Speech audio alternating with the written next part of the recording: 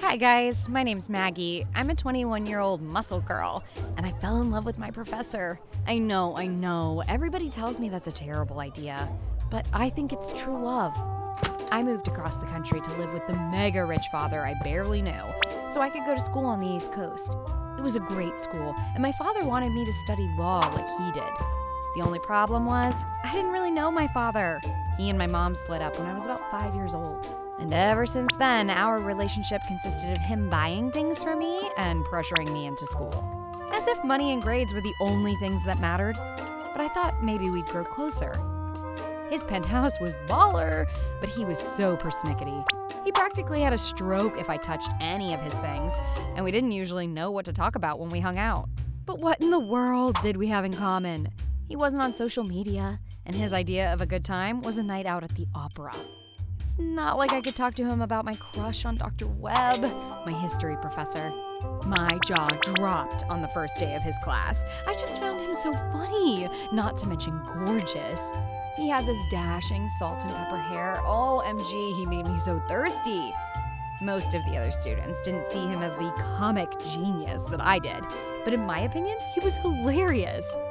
I had a hard time relating to the others anyway, but I did make friends with this one girl, Tommy, who was just as snarky as I was, and she was easy to get on with. She lived on campus, and when I brought her by my place, she called the place hella dope and insisted we throw a party. I told her my dad wasn't exactly the party type. But a few weeks later, he left on an overseas business trip. When I told Tommy, she pulled my arm and convinced me to have a party. She said she wanted to invite plenty of single guys, and it sounded like fun. I had to admit that my dad's place would be amazing for a party, and I let her talk me into it. Whenever she talked about boys, all I could do was fantasize about Dr. Webb. Sometimes we'd end up talking before or after class, and he seemed genuinely interested in me. I told him my father was a lawyer, and I would probably do the same. But I also told him about my fitness routine and how I loved muscle growth and bodybuilding. Sometimes he'd crack jokes with me in class, and it kind of felt like flirting sometimes. I told Tommy all about it, and she said that I was being pretty bold catching the eye of the professor. But she did agree, he was hot. When my dad left, our party was lit. Everybody was impressed with the penthouse, and suddenly I was becoming as popular in real life as I was online. But still, when it came to the guys, my heart was thumping for the professor. Tommy stayed to help me clean up. But about 4 a.m, my dad came in the door. He was back early. I heard the door. I told Tommy to hide. I tried to cover the mess. I grabbed a book to pretend like I was studying, but my dad totally busted me. "Having some kind of party?" he asked. I tried to play it off, but my dad opened the closet door and introduced himself to Tommy. He wasn't as embarrassing as I thought he'd be, but ever since, he started pressuring me harder, encouraging me to hit the books. To be honest, I didn't even see how we were related. We had nothing in common, and we weren't really getting any closer. He still felt like a stranger.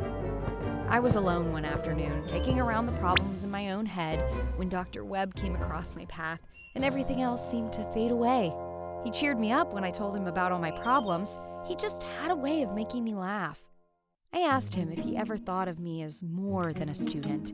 I stumbled with my words, and he admitted that he had feelings for me. He said he thought about me all the time, and he wanted to be with me, But what? I asked, imploring. I looked at his lips, and my face just followed. But he pulled away and refused to kiss me.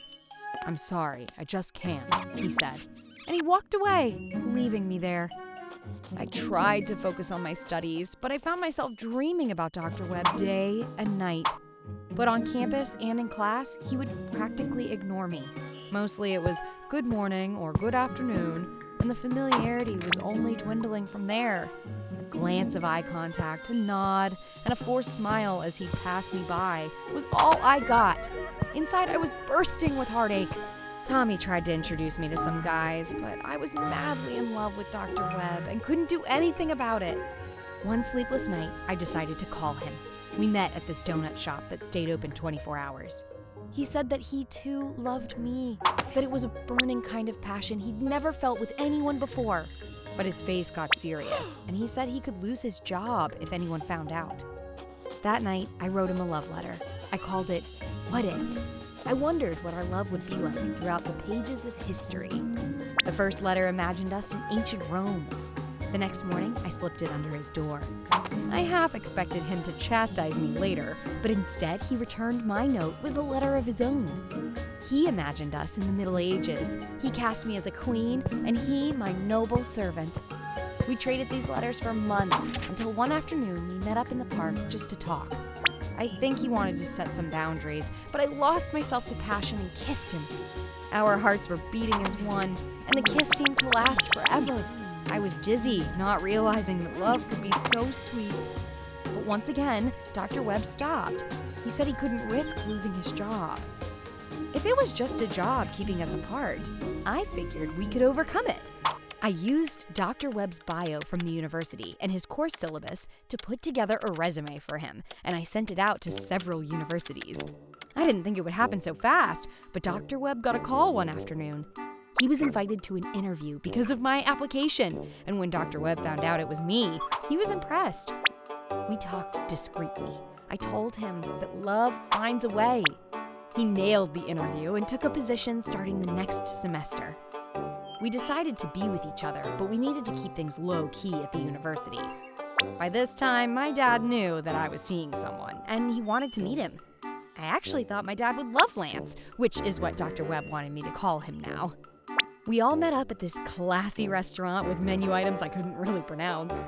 When I introduced them, I got the feeling that something was up. The look on Lance's face was pure horror, and my dad was asking if this was some kind of sick joke. I didn't understand. "Your father and I already know each other," he said. I had never seen my father lose his cool like I did that night. He was furious, calling Lance every name in the book and crying treachery. Lance told him he didn't know I was his daughter. If he did, he would have never dated me. My father forbade our love and told me to stay away from Lance. It was the most disastrous social event of my young life, to say the least. I don't know if I would have survived it if it wasn't for Tommy. She heard me out and agreed it was a tough spot, but she reminded me of the grit that I had inside of myself. She reminded me that I wrote a professor's resume and got the attention of another school. Together as a couple, Lance and I overcame huge obstacles to be together. I wasn't sure how Lance felt now. When I finally called him, I asked if he meant what he said about wishing he hadn't dated me. Lance told me that he and my dad went way back, and he felt that he was betraying a dear friend. I told my dad that if he really cared about us, he would let us be together. But he refused. "Then what am I doing here?" I asked out loud. I went in and packed a suitcase. My dad followed me in my room and was asking what I was doing. I told him I wasn't a child anymore. He said that he wouldn't help with school if I left, and I told him I didn't want to be a lawyer anyhow. I was a muscle girl, and I wanted to go for the big time. Maybe I'd start my own YouTube channel or something. I told him that I was so in love with Lance, it hurt. I was almost out the door when my dad stopped me. "I was in love once," he said. "I was young like you, and I gave her up to please her parents." It was before he was successful, and his lover's parents didn't think an aimless student would be able to support a family. So she married another. His confession caught me off guard, and strangely, I felt we connected. He called Lance and gave him his blessing. And he also encouraged me to follow my dreams, whether they led me to law or muscles or whatever my heart desired. Love can be a thorny patch sometimes, especially when others forbid it. But the little pricks are worth the beauty and splendor of it all. So remember, where there's a will, there's a way, especially in love. Have you ever tasted forbidden love? Tell us about it in the comments, and don't forget to like and subscribe for more hidden wisdom stories. Remember, when you share our stories, you're sharing wisdom.